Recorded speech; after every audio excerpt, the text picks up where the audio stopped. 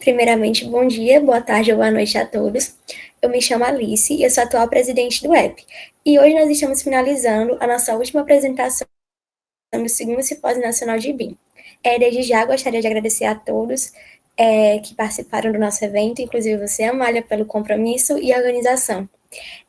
E hoje, nós iremos finalizar nossa apresentação com a apresentação da Amália Matias Alves, em que, no seu artigo, estão presentes também os autores Josiane Pinto Giesta e Alfredo Costa Neto. Agora eu passo a palavra para você, Amália. Olá, eu vou apresentar este trabalho acerca do BIM Facilities Management, o mapeamento da literatura. Ele foi desenvolvido por mim, Amália Matias Alves de Souza Ribeiro, e orientado por Josiane Pinto Giesta e Alfredo Costa Neto. No primeiro momento, eu vou falar sobre os conceitos iniciais que foram apresentados no título. O Facilities Management, segundo o Sydney Opera House Trust Annual Report de 2004, classifica como uma incumbência primordial, no qual tem como função fornecer locais, instalações e serviços de primeira classe que apoiam nossas aspirações artísticas e empresariais, de modo a delegar as funções secundárias, como, por exemplo, as relativas à construção e também as de manutenção. O outro conceito é o Building Modeling Information, que é o BIM. Ele é relativo ao desenvolvimento de modelos 3D com informações agregadas. Em relação a isso, Eastman, Techowski, Sachs e Linston, 2014, dizem que o BIM é um dos mais promissores desenvolvimentos nas indústrias de arquitetura, engenharia e construção.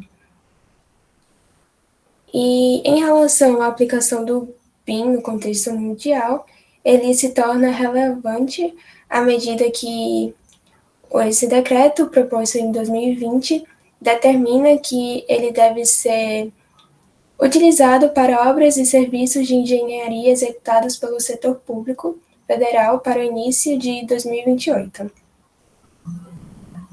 Em relação às finalidades desse trabalho, tem-se como objetivo preencher a carência de trabalhos acadêmicos, indicar a possibilidade de uso do BIM na construção civil e incentivar o uso do BIM, auxiliando na implementação do BIM aqui no país.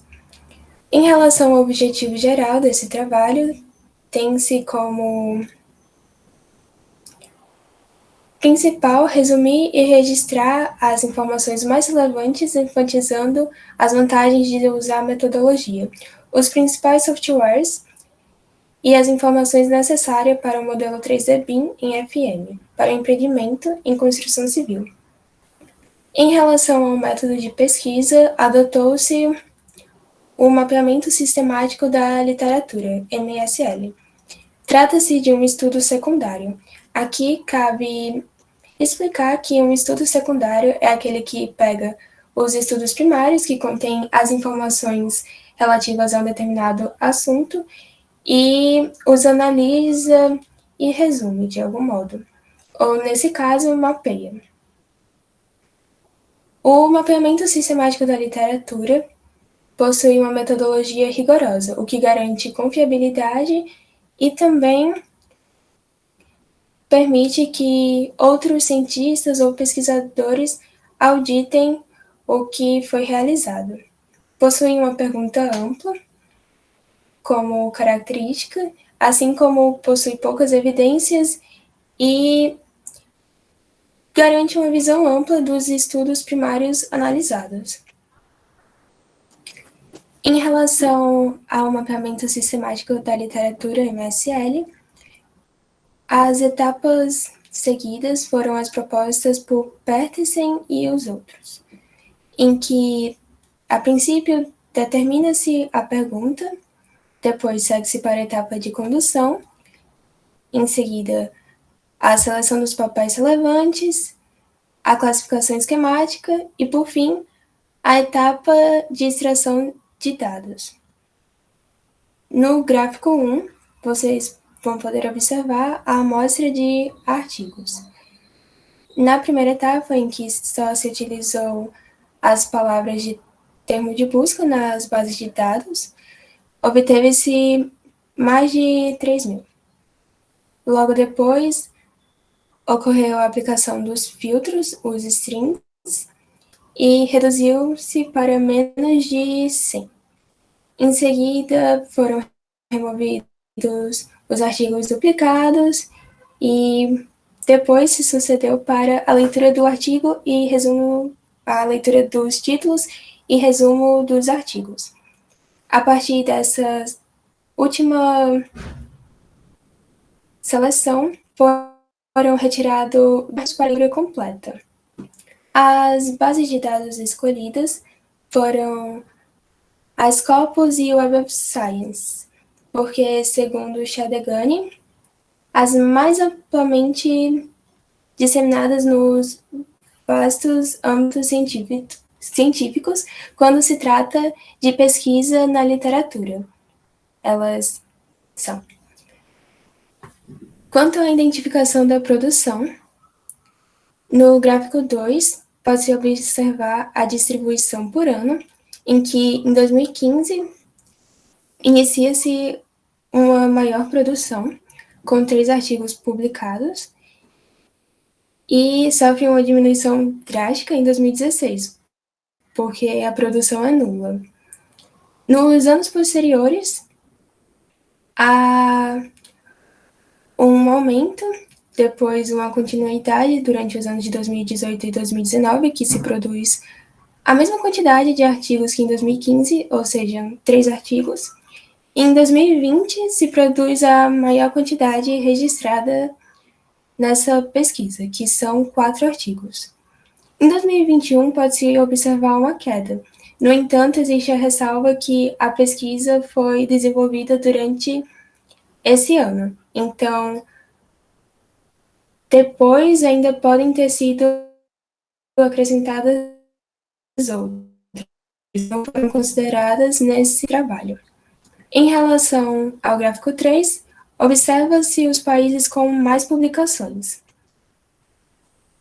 Percebe-se que os Estados Unidos e Espanha empatam com 4 publicações, o Reino Unido vem logo em seguida com 3 publicações, e, por fim, a Alemanha com 2 publicações. Os demais países só tiveram uma publicação.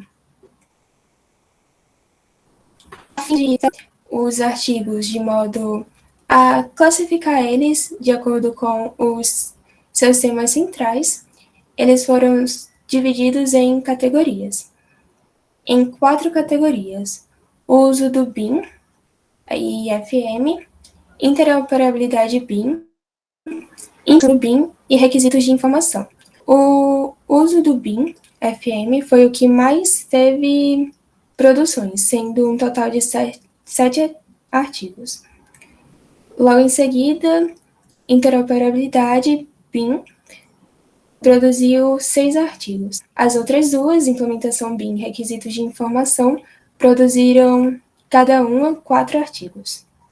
Em relação às temáticas centrais dessas categorias, pode-se citar: para uso do BIM FM, ocorreram pesquisas relativas à promoção da aplicação dos modelos BIM FM. Em relação à interoperabilidade BIM, foram produzidas pesquisas que tinham como tema principal a seleção de softwares, análise de eficiência quando é feita a conversão de um modelo para outro software e interoperabilidade entre softwares.